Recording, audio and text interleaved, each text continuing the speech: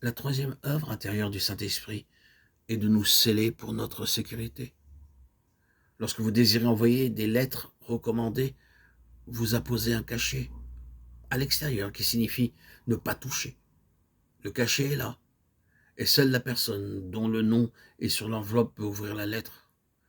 Le sceau dans la Bible parle de sécurité. Le Seigneur Jésus-Christ m'a scellé et je lui appartiens. Jean 10, 27.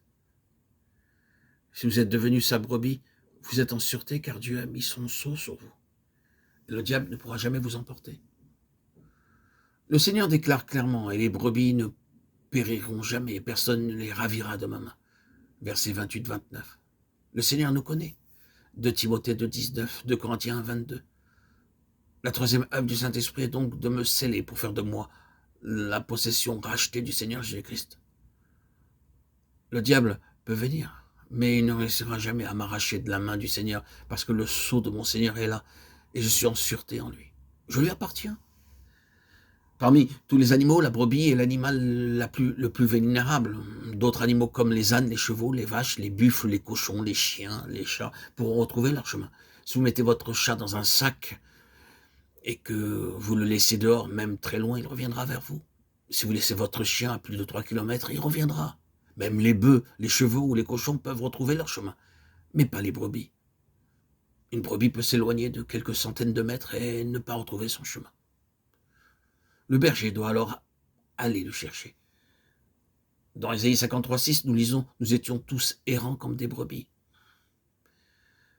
Et le Seigneur est venu nous chercher. Il dit « Mes brebis entendent ma voix. »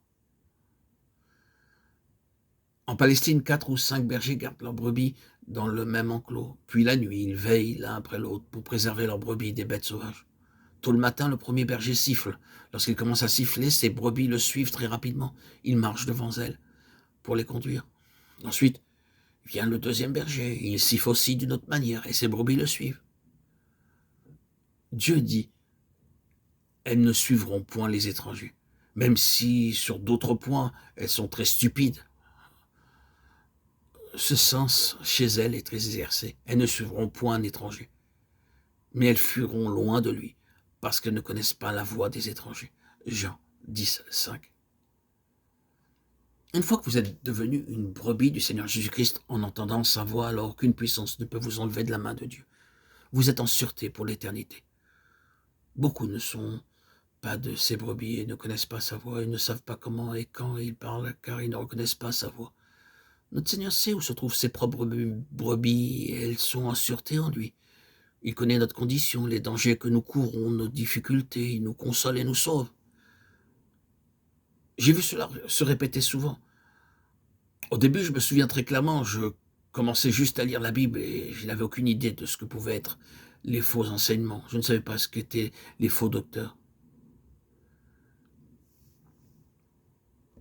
Beaucoup venaient à moi avec des mauvais enseignements, de fausses doctrines, en espérant m'attirer chez eux.